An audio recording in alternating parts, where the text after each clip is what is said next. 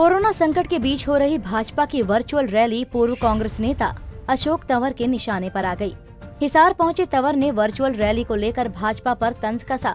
उन्होंने कहा कि भाजपा सरकार कोरोना महामारी को रोकने में नाकाम रही और जब जनता इस महामारी में मर रही है तो सरकार ने उसका साथ छोड़ दिया।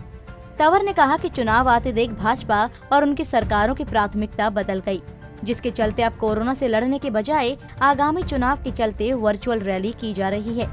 देखिए, वर्चुअल रैली अब और तो कुछ कर नहीं पाए। कोरोना में तो मामला सब खत्म कर दिया। तब उनको लगा कि चलो राजनीति की तरफ चलो। तो पहले लोगों को लगता था कि जो चुनाव है वो थोड़े डिले होंगे दूसरे प्रदेशों में जहाँ पर विधानसभा के चुनाव है, लेकिन अब लगता है कि प्रायोरिटी बदल गई है। अब तो ये आपको अपने हवाले उन्होंने छोड़ दिया कि आप अपना मामला देखिए और हम अपना चुनाव देखते हैं। तो वर्चुअल रैली की बजाय वो वर्चुअल और हकीकत में पूरी बढ़िया टेस्टिंग करते हैं। आज के डेट में जो आंकड़े बता रहे हैं वो ये कह रहे हैं कि 7 करोड़ लोग प्रत्यक्ष अप्रत्यक्ष रूप से कहीं ना कहीं प्रभावित हो रहे हैं या होने के कगार पे हैं। 7 करोड़ लोग जो आंकड़े हैं। दिल्ली में 100 में अगर टेस्ट कर रहे हैं तो 25 लोग कोरोना से प्रभावित निकलते हैं। ऐसे ही एनसीआर का मामला है।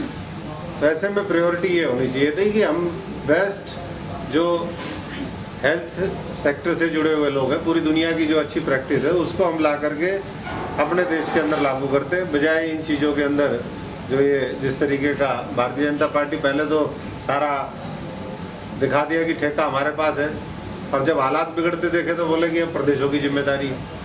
अब प्रदेशों से सलाह लेना, शुरू में सलाह लेते ना, अगर लॉकडाउन करना था तो पहले मजदूरों को निकालते। अब ऐसा हाल हो गया कि मजदूर दोबारा वापस नहीं जाना चाहते उन प्रदेशों में, और जा रहे हैं तो वो उसकी कॉस्ट इतनी आएगी। आधे लोग तो कह रहे हैं हमें यही काम दो, अपने अपने जहाँ यूपी बिहार है और इलाके हैं जो पिछड़े इलाके हैं जहाँ ज़्यादा गरीबी है।